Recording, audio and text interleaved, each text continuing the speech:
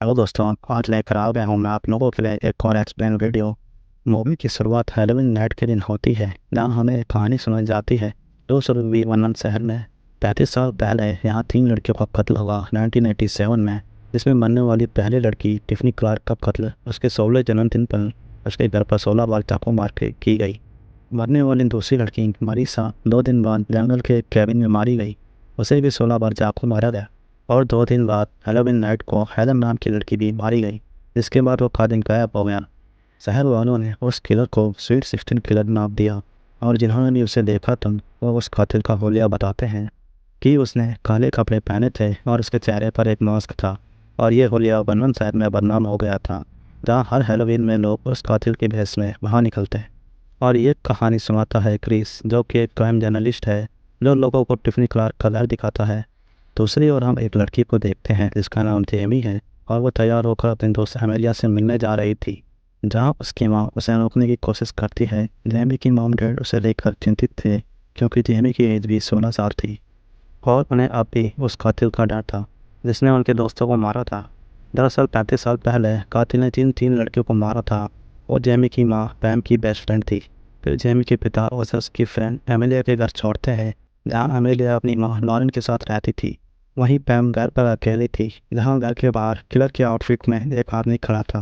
पैम दरवाज़ा खोलकर जैसे ही उससे बात करती है, वो आदमी एक चाकू निकाल लेता है और पैम को मारने के लिए आगे बढ़ता है। अगर पैम भी पूरी तैयारी में थी, वो उस किलर का सामना करती है और उसे कड़ी टक्कर देती है, मगर पैम उसके सामने ज़्यादा देर टिक नहीं पाती और किलर उसे 16 बार चाकू मारता है। पैम की मौत के बाद पुलिस जेमी से पूछताछ करती है। ऑफिसर केरा जेमी की मां और क्राइम जर्नलिस्ट क्रिस के रिश्तों को लेकर सवाल करती है। उन्हें जेमी के पिता पर शक था। इन सब के बाद जेमी साइंस फेयर में आती है, जहां उसकी फ्रेंड एमिलिया अपने प्रोजेक्ट पर काम कर रही थी। यहाँ एमिलिया एक टाइम मशीन बनाने की कोशिश कर रही थी, जिसके डिज़ाइन उसकी मां लॉरेन के थे। जेमी डिस्प्ले पर एक तारीख देखती है जिस दिन शहर में पहला कत्ल हुआ था। एमिलिया का यह प्लान था कि वो बेटे करने जाकर स्वीट 16 किलर को पहला कत्ल करने से रोक लेंगे, ताकि वर्तमान में जेमी की मां बच जाए। फिर जेमी अपने घर की ओर जाती है, जहाँ उसके पीछे वो किलर मौजूद था। रात में जेमी क्रिस का पॉडकास्ट सुन रही थी, जहाँ उसे लगता है कि उसके कमरे में कोई है, मगर तभी उसके पिता ब्लैक कमरे में आते हैं।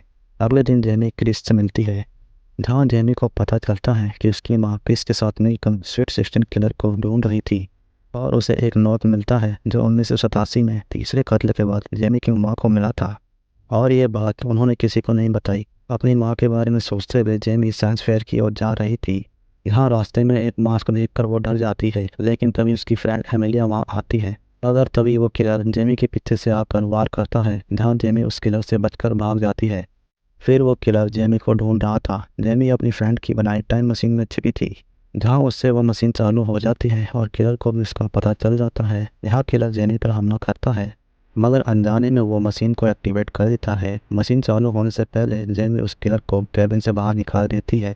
यहाँ मशीन जेमी को वक्त में पीछे 1987 में ले जाती है। बाहर के नज़ारे को देखकर जेमी हैरान थी, इसलिए जेमी एक औरत से सवाल पूछती है, जहाँ उसे यकीन हो जाता है कि वह 1987 में है। वो अपनी माँ का पता पूछती है, जो उसे मिलने वाली थी स्कूल में। जेमी स्कूल में आती है और एक्सचेंज स्टूडेंट का बहाना बनाकर क्लास का शेड्यूल पता करती है। जेमी जिम क्लास में आती है, जहाँ पर वह उन 3 लड़कियों को देखती है जिनका कत्ल होने वाला था। गेम खेलते हुए जेमी अपनी माँ को देखती है। यहाँ उसे पता चलता है कि उसकी माँ स्कूल टाइम पर शरीफ नहीं, बल्कि सबसे बुरी लड़कियों में से एक थी, जो जेमी को गेम में घायल करती है। फिर जेमी पैम के पास जाकर मेलजोल बढ़ाने की कोशिश करती है, लेकिन उसका कोई फ़ायदा नहीं होता। यहाँ जेमी को पता चलता है कि आज रात टिफनी की बर्थडे पार्टी है। जेमी उन्हें यह पार्टी कैंसिल करने को कहती है, लेकिन वो सभी जेमी का मजाक उड़ाकर वहाँ से चले जाते हैं। इसलिए वो यहाँ दूसरा रास्ता चुनती है और लंदन के शरीफ को आकर होने वाले कत्ल की जानकारी देती है, लेकिन शरीफ उसकी बातों पर ध्यान नहीं देता। यहाँ जेमी को पता चलता है कि शरीफ वर्तमान वाले शरीफ का पिता है। इस शहर में कोई भी उसका विश्वास नहीं कर रहा था, इसलिए जेमी एमिलिया की माँ लॉरेन से मिलती है और उसे बताती है कि वो फ्यूचर से यहाँ आई है टाइम मशीन द्वारा, जो उसकी बेटी एमिलिया ने बनाई है, और वो यहाँ उस किलर को रोकने आई है जो भविष्य में उसकी माँ को मार देगा। जेमी यहाँ उसकी मदद मांगती है टाइम मशीन को ठीक करने में, जो दरअसल लॉरेन का प्रोजेक्ट था। लॉरेन टाइम मशीन को देखती है जो खराब पड़ी थी। इधर दूसरी ओर वर्तमान में जेमी की खोजबीन की जा रही थी। जहाँ एमिलिया उनके पास आकर उन्हें टाइम मशीन के बारे में बताती है, जिसके थ्रू जेमी पास्ट में गई है, लेकिन कोई भी उसकी बात पर यकीन नहीं करता। इधर पास्ट में जेमी टिफ़नी के घर आती है उसके कत्ल को रोकने के लिए, जहाँ पर वो अपने यंग प्रिंसिपल, कोच और ऑफिसर केरा से मिलती है। जेमी पार्टी में जाने की कोशिश करती है, मगर कोच उसे और प्रिंसिपल डक को पार्टी में नहीं जाने देता, जिसके बाद डक उनकी मदद करता है पार्टी में जाने के लिए। पार्टी में जेमी अपने पिता को देखती है जो उसकी माँ और फ्रेंड के साथ थे। जेमी उनके पास आती है और पार्टी में पुलिस को बुलाने के लिए कहती है, मगर यहाँ फिर वो सभी जेमी का मजाक बनाते हैं। यहाँ जेमी क्रिस को देखती है जिसे ब्लैक फ़ोटो लेने से मना करता है, मगर वो लड़की कोच से कहकर जेमी को पार्टी से बाहर निकलवाती हैं। इधर टिफ़नी अपने रूम में थी जहाँ वो किलर उसके सामने था और टिफ़नी के पास आकर उसे चाकू मारता है। टिफ़नी की चीख म्यूजिक के शोर में दब गई थी। किलर टिफ़नी को चाकू मारते जाता है और वहीं जेमी टिफ़नी के रूम के पास आती है और दरवाज़ा तोड़कर जेमी अंदर आती है। यहाँ टिफ़नी मरी पड़ी थी और यह देखकर पैम चीखती है। टिफ़नी की मौत के बाद पुलिस वाले जेमी पर शक करते हैं, मगर पैम जेमी का सपोर्ट करती है जिससे जेमी बच जाती है। फिर पैम घर जाते हुए जेमी से पूछती है कि उसे इस कत्ल के बारे में कैसे पता चला, जिस पर जेमी उसे कहती है कि वो एक साइकिक है जिसने उसकी मौत पहले ही देख ली। यहाँ जेमी पैम की हेल्प मांगती है ताकि उसके बाकी बचे दोस्तों को बचाया जा सके। फिर जेमी पैम को किलर की अगले शिकार मरीसा के बारे में बताती है जो 2 दिन बाद मारी जाएगी। जेमी पैम से उनके दुश्मनों के बारे में पूछती है जिन्हें उन्होंने कभी सताया या परेशान किया, लेकिन यहाँ इनके दुश्मनों की लिस्ट काफ़ी लंबी थी। इधर दूसरी ओर वर्तमान में एमिलिया एक नई टाइम मशीन बनाने में लगी थी, जहाँ क्रिस उसके पास आता है और उसे टिफ़नी के कत्ल की समय की तस्वीरें दिखाता है जिसमें जेमी ने उसके लिए एक नोट छोड़ा था। और वहीं क्रिस की ली पुरानी तस्वीरों में से एक में जेमी भी थी, जिसे देखकर क्रिस हैरान था। एमिलिया उसे बताती है कि जेमी टाइम ट्रेवल करके 1987 में गई है ताकि वो कत्ल होने से रोक सके। इधर पास में जेमी पैम और उसके दोस्तों से मिलती है। यहाँ उसे मोटी ट्रिस के बारे में पता चलता है जो पिछले साल एक कार एक्सीडेंट में मारी गई थी। फिर जेमी मरीसा के जन्मदिन पर पैम और उसके दोस्तों के साथ जंगल में बने कैबिन में आती है, जहाँ मरीसा के और दोस्त भी उसकी पार्टी में आते हैं। यहाँ सभी रात में पार्टी कर रहे थे, जहाँ जेमी मरीसा को घर से बाहर जाने के लिए मना करती है, लेकिन रैंडी जेमी से परेशान होकर उसे घर से बाहर निकाल देता है। फिर घर के एक कमरे में मरीसा अकेले ड्रिंक कर रही थी, तो दूसरी ओर हैदर शराब के नशे में बिस्तर पर सो गई थी और रैंडी खिड़की बंद करके कमरे से बाहर चला जाता है। जिसके जाने के बाद किलर बाहर आता है और म्यूजिक ऑन करके आवाज़ बढ़ा देता है। जेमी उस किलर को खिड़की के बाहर से देख रही थी। वो पूरी कोशिश कर रही थी हैदर को आवाज़ देने की। फिर जेमी पैम के कमरे की खिड़की से अंदर आती है। यहाँ वो उनको बताती है कि किलर अंदर आ चुका है और वो हैदर को मारने वाला है।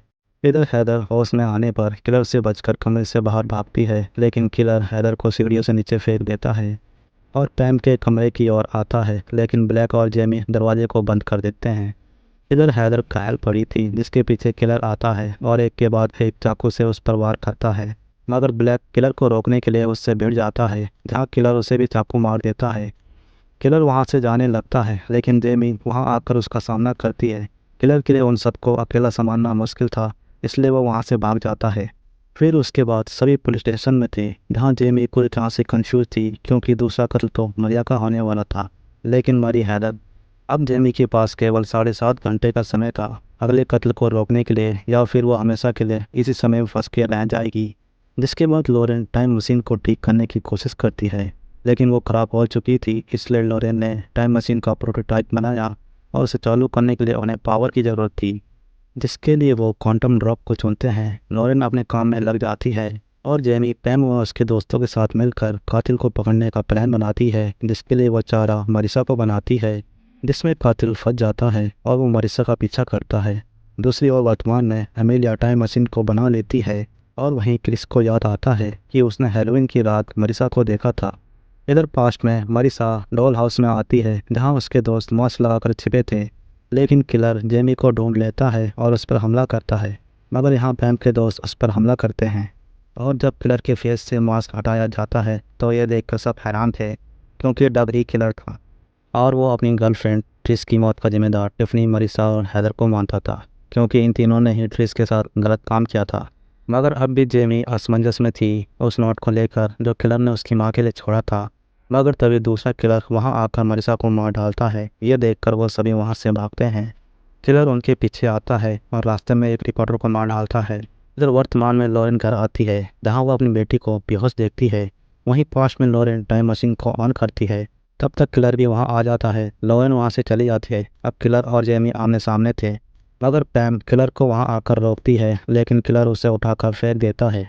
यहाँ जेमी और पैम दोनों मिलकर उस किलर से लड़ते हैं, लेकिन टाइम मशीन की स्पीड ज़्यादा होने से वो सभी दीवार पर आ गिरते हैं। किलर चलकर पैम की ओर बढ़ रहा था तो दूसरी ओर जेमी मशीन के पास जाने की कोशिश करती है। यहाँ किलर पैम को घायल करता है और उसे मारने ही वाला होता है कि जेमी क्वांटम ड्रॉप का दरवाज़ा खोल देती है, जिससे पैम बाहर चली जाती है। और यहाँ किलर का फेस रिवील होता है, जो क्रिस था। क्रिस ने ही वर्तमान में जेमी की मां को मारा था और वो नोट भी क्रिस ने ही लिखा था। दरअसल क्रिस ने यह सब इसलिए किया क्योंकि स्वीट 16 किलर की कहानी से लोगों की दिलचस्पी कम होने लगी थी और उसे ऐसी ही एक कहानी की ज़रूरत थी जो उसे नाम और शोहरत दिला सके। इसलिए क्रिस एमिलिया की बनाई टाइम मशीन से समय में पीछे आया ताकि वो जेमी को मार सके, और इसके साथ ही उसे स्वीट 16 किलर का भी पता चल गया जो कि डब था। यहाँ क्रिस और जेमी लड़ते हैं, जहाँ जेमी क्रिस को घायल करती है और उसे नेल गन से मारती है। यहाँ टाइम मशीन का फोर्स क्रिस के चथड़े उड़ा देता है। फिर टाइम मशीन जेमी को वर्तमान में लाती है। यहाँ जेमी घर आती है जहाँ वो अपनी माँ को सही सलामत पाती है। टाइम ट्रेवल करने से कुछ चीज़ें जेमी के लिए बदल गई थी, जिसके लिए लॉरेन उसे एक डायरी देती है। यहाँ जेमी अपने बड़े भाई से मिलती है और मूवी यहीं ख़त्म होती है।